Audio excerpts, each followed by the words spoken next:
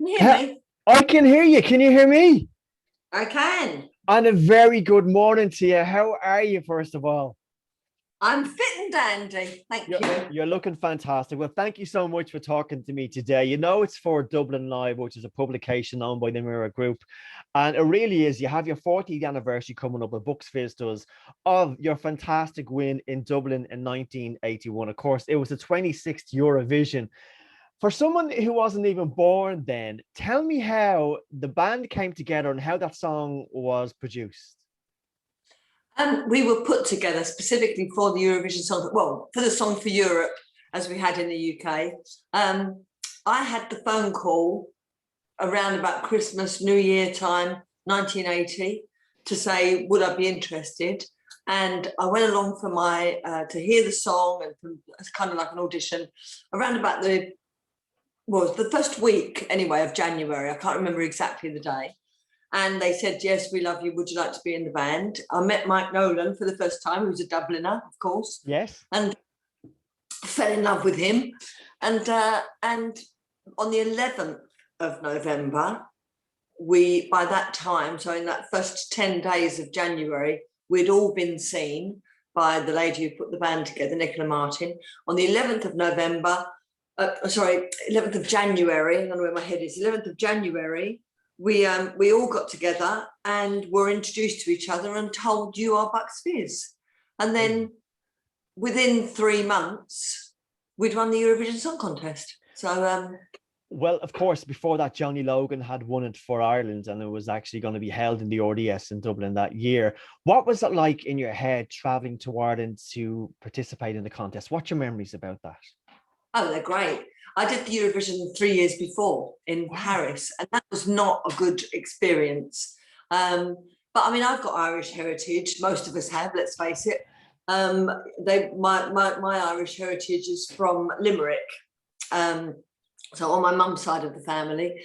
And so I wanted to go to Ireland. I don't think at that time I'd ever been to Ireland. I've been many times since, obviously. But I was so looking forward to it. Mike, as I said, Mike Nolan was from Dublin. So he said, oh, you've got to come and you've got to see my family and I'll take you down all the shopping streets. And so I was really looking forward to it. And it was completely different from Paris. Paris, they think, is, the city of lights, city of romance, city of joy. It was actually quite a miserable experience, the Paris one in 1978. It was all very, very organised, very staid, everyone keep apart, and it was all very proper. Ireland, now you Irish, you know how to have a party, don't you? Oh, so, we do. Yeah. We just had a great time. From the time we landed to the time we left, we just had an amazing time. And even if we hadn't won, I would have said, what a fantastic experience Eurovision 1981 was. Well, it's so memorable, but of course, at that particular time, there was troubles up north. Now, you had armed security guards and police around you all the time. The whole of the stadium in the RDS was protected by the army and the police. Where were you staying? Because I heard there was a bomb scare at some stage in one of the hotels. Were you involved in that?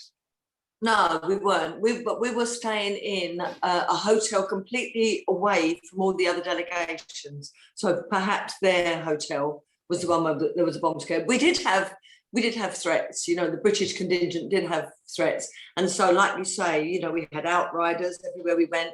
We were on a coach, completely separate from everybody, going through red lights and going on the wrong side of the road. And to be perfectly honest, when you're young, you don't see the danger; you see the excitement. Yeah, and we were going, woohoo! Yeah, I'd be like that too. On our rooms in the hotel, we had armed guards sitting outside our rooms every night. I felt really guilty because they had to sit there all night. But apart from that, we did get together with the other countries. We did have, because of the Irish, the organisation, they made sure that we had a lot of events where we got to know each other, and there was lots of laughter, lots of champagne. And we went to Mike Nolan's house or his family's house, lots of poutine. It was great. Poutine, yeah. It was an experience, and I loved every minute of it. We went to the Guinness factory, of course. Yeah, it's still going to this day. That's one of the highest tourist attractions in Ireland. The Guinness is in St. James. I'm sure. Yeah. and dad were both Guinness drinkers. My dad used to warm his Guinness by the fire. So all of that, drink it ice cold malarkey, he wasn't up for that. But also my mum used to give me a little drop of Guinness if I was under the weather. And so it tastes like medicine. I don't like it. It tastes like a dose of medicine. Oh, she was well. So on the contest night, you done your rehearsals, okay? How did the rehearsals go? Because we all know the momentous time of your skirts being ripped off, and this has to go with one of the most gimmickest thing that ever had in Eurovision, but it was the most memorable because everyone loved it. Now there is conflicting reports, and I have it here because someone says it was their idea, but you says it was yours. Where did it come from, this gimmick? Tell me. It was as far as I remember, and you know, the more cases of, you know, people's memory that I hear, I kind of think, oh, did that really happen? But as far as I remember, we were all sitting in a room, in actually the room where we did the audition, in Nicola Martin's living room, and there was the choreographer, someone from the record label, our manager, Nicola from the production company, us four, and we were all throwing in different ideas of what we wanted to wear. Jay Aston wanted to wear a short skirt. I wanted to wear a long skirt. I thought it suited the song, and it definitely suited my legs. and I said flippantly, "Oh, for goodness sake, let's have both." And it was the choreographer who said, "That's it, on the line. If you want to see some more, we take this top skirt off and the little ones underneath." And that was it. Well, it was amazing. Did you go well in rehearsal? Did you have any flaws? Did it get stuck or anything like that? Was a rehearsal meticulous? Because the timing of it is absolutely perfect. I think it actually gave you extra points of winning that particular year because it was so good. Definitely. Yeah. We won by 4 points, and that was because of the skirt. That's for sure. We won because of the skirt. But yeah, we did discover when we were doing rehearsals, we did discover that, you know, the boys were going, "Oh, we can't find where the Velcro is. We can't." Yes. So we had to make, there was a big brooch there for them to grab. So yeah, there was trial and error, but we got it right in the end. And you're right, the timing had to be absolutely meticulous. Perfect. And it came across well. Congratulations to that one. But of course, we all know the song has major saxophone in it. Now, the 46-piece orchestra in Ireland hadn't got a saxophone on the night. What did you hear, or how did you feel when you found out about that? And what was the plan after? It was funny because, you know, we'd been used to listening to the record, and there's also an accordion on it. There's an accordion, quite a major accordion piece on it. And then we heard the orchestra strike up, and it sounded nothing like the record. But you just have to grin and bear it. You just have to carry on. Yeah. You know, you're in the competition, you've got to carry on. But if you listen to that record, you know, what we did that night live and the actual record that we produced, the only similarity is it's the same chords and the same time sequence, but actually it sounds like a completely different song. Yeah. So that didn't throw you off anyway. Obviously it didn't, but I mean, in the back of your mind, you were waiting for that to come through. No. It didn't throw us off. No, we were too well focused, rehearsed by then. All right, the song has been done. You come off the stage. The voting process. What's going on?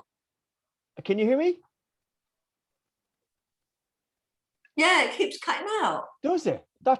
We have the Goonies since the offset, haven't we? The phone wouldn't work properly. I spelled your name wrong in the text, and now we have the Goonies.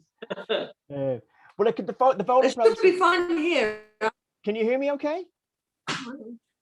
Yes, I can. Yes. Oh, that's great. It's the voting process. Do you remember the voting process? Because just before the penultimate vote, 3 countries, the UK, Germany, and Switzerland, were all in equal top marks. Switzerland, who performed second last, were unable to collect the points, and it was the jury's result that was being announced. Germany failed to obviously receive votes either. So you had it, but you hadn't got it until the official last vote. Yeah. We had to get 5 points in the last vote. We had to get 5. Or we would have lost. And I've watched it over and over again, and I can remember, you know, 1 point to Switzerland, so they were out, and then 2 points, I think, Israel, France, whatever. And then it got to 7 points. and 8 points to United Kingdom, and the cheer, because that was it. We knew which one couldn't be beaten. And even though Germany got 12 points on the last vote, we couldn't be beaten. So that was wonderful.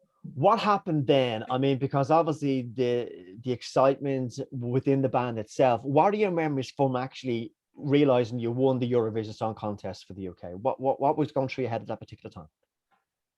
It was disbelief, because the cameras went on to Lena, whatever her name was, the girl from Germany. And she was going, she was doing this.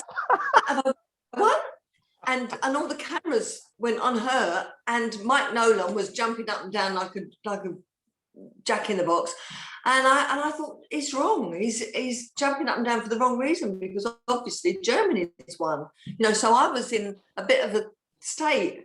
And then they went, come on, Bucks Fizz, come on. And if you watch it back, you'll see Mike, Jay and Bobby going down the route towards the stage, and I'm nowhere to be seen. And I think probably I was still in the room trying to convince everybody that Germany were the winners. Well, thank God they didn't. Of course, you went out on stage, you got your award, and then you had to sing the song again. What happened afterwards? Where did you celebrate it? We went back to the hotel. Do you know, I can't remember the name of that. Is there a hotel there called the Westbury? Yes, there is. I think it began with a W. Yes, that's off Grafton Street. Well, that's where we stayed. And they set up, the dining room. They set that up as a party area. The Bucks Fizz was flowing, obviously. But to be perfectly honest, all I wanted to do was go to my room and phone home. I wanted to phone, because I lived in Bethnal Green in East London. And I wanted to speak to my mum and dad and my brothers and sisters. I wanted to see how they felt, And so at the first opportunity, I went to my room, I rang them, cried immediately, and then I could start to enjoy myself. And the next morning, we had to do a photo shoot for all the press. And I remember one bloke from the Daily Star, he said, right, I want you and Jay, Cheryl, I want you both in a wheelbarrow full of cockles and mussels. Oh, Lord, no. Did you do it? Alive. You done it, did you? We said no to that. Yeah, I was going to say, no, the smell. I know. So when did you fly home then to the UK to Rapture's response? Because the media were all over you at this stage, because Johnny Logan winning for Ireland was great, but Bucks Fizz just gave Britain a lift. Of course, it was the year, obviously, of Diana, Princess of Wales marrying obviously Prince Charles. So there was a lot of stuff going on in that year over in the UK. So this was a lift for the country, wasn't it? It really was. And we'd come out of the 70s, which was a very dark time. And I just think that the early 80s, people were looking for a reason to celebrate, new decade, dare I say, new prime minister. And, they were looking for a reason to wave a flag, as you say, Charles and Diana, and Bucks Fizz winning the Eurovision. It was a great year. And we flew home on a Sunday. Heathrow was full, absolutely full of people with banners and playing cassettes of song, but my mum, bless her heart, she stayed at home because she said that I would want a nice roast dinner. And so I went home to a Sunday roast dinner. Yeah, a little bit of normality, all this craziness, Listen, of course, you had massive success. That song went to number one. It went to number one in Ireland as well. You had 3 number one hits and lots of top 10 UK hits as well. 2 of your songs went to number one in Ireland. Of course, Making Your Mind Up in the Land of Make Believe, which is my favorite Bucks Fizz song ever. And of course, My Camera Never Lies. When you go to a country and you realize that you had the number one song there, like Ireland, how does that make you feel as well? Do you kind of feel, we went to number one here? Do you get a buzz out of it? Absolutely. Absolutely. And Making Your Mind Up went to number one in 9 countries. And so when you go to that, and you perform, and you've got people there cheering you, you know. And like in Australia, they painted buses with Bucks Fizz all over, you know, and we toured around. It was fantastic. Yeah. And you think, how come all this way, you know, on the other side of the world, how come they've even heard of us, let alone we've gone to the top of their chart, you know? And Japan, and, you know, the South America. It was phenomenal. It was the best time, honestly. We had an amazing time. And it was, and as you say, it was everywhere you go, you think, well, you know, why would they have heard of us? But of course they have, because your songs played on the radio, they've bought your records, and you've gone to the top of the charts. It was wonderful. You have phenomenal songs. And of course, I used to do DJ work before the lockdown. The lockdown is quite severe here in Ireland. I haven't worked doing radio or doing DJ stuff since last year. But when you play Bucks Fizz, Making Your Mind Up, bang. It's a floor filler. It's amazing. It really is. And your back catalog of songs was stunning. I was singing Mama Sarah all day today. It was in my mind all day because I knew I was speaking to you. Again. Yeah, brilliant. So you had an album out there recently, and you've done very well. Sorry, can you say that again? Yeah, you had an album out there recently, a new album out there last year. It had done very well. Well, the Fizz fans have loved it. I mean, you know, we're called the Fizz now, only in the UK actually. So if we came to Ireland, we could be called Bucks Fizz, but in the UK, we have to be called the Fizz. And yeah, it's done. It's the fans have loved it. We're due to go in the studio soon. As soon as this lockdown eases, we're going to go in the studio and do another album to celebrate the 40th anniversary. And we've done, you know, with Mike Stock from Stock Aitken and Waterman, we've done 3 albums with him lately. And it's been fantastic. It's so great to get back into the studio, you know, and have new material. Well, it's fantastic. I know you're booked in to do the Forever Young Festival here in Ireland. What message have you got for your Irish fans, especially your Dublin fans, coming up to this 40th anniversary of momentous achievement? Listen, Dublin changed my life. Yeah. You know, and as I say, I've got Irish blood. You know, I still adore the funny little Irishman that I work with, Mike Nolan. I have nothing but good memories of Dublin. I've been back there many times since, on holidays as well as working. And we did the Forever Young Festival, was it 3 years ago? It was wonderful, absolutely wonderful. So I have nothing but love in my heart for Dublin and for Dubliners. So I can't wait to get back there again. Well, listen to me. It's an absolute honour to speak to you today. Thank you so much for talking to Dublin Live. You look fantastic, by the way. You really do. Keep doing what you're doing best. And fingers crossed, when this pandemic is over, when we'll all get our little vaccines and we can fly, you'll get over here sooner rather than later. I've had my vaccine. You got it. Yeah. You got it. So you had the 2 of them or 1? I had the 1 so far. Yeah. Oh, so fingers crossed you get that second one, and then it'll be all good. We can all fly into each other's countries again. Do you miss flying? Do you miss traveling? Yeah, you miss traveling, yes? I miss traveling. I miss socializing. I miss working. Yeah. You know, I'm fine at home. I've got all the family here. So it's, you know, I'm very lucky. And we live in the middle of a farm. So lots of places to walk the dog, and, you know, and I've got a good family social life. But I miss my mates, I miss traveling, and I really miss performing. I can't wait to get back out there and do it again. Well, the best of luck, and going forward, I no doubt you will. And please God, we get to see you in Ireland soon. And congratulations again on your 40th anniversary of the 26th win of the Eurovision Song Contest with your amazing song, Making Your Mind Up. Cheryl Baker from Bucks Fizz, thank you so much for speaking to us here on Dublin Live today. It's been a pleasure. Thank you. God bless, darling. Take it easy. Thank you. Bye. Bye. Bye.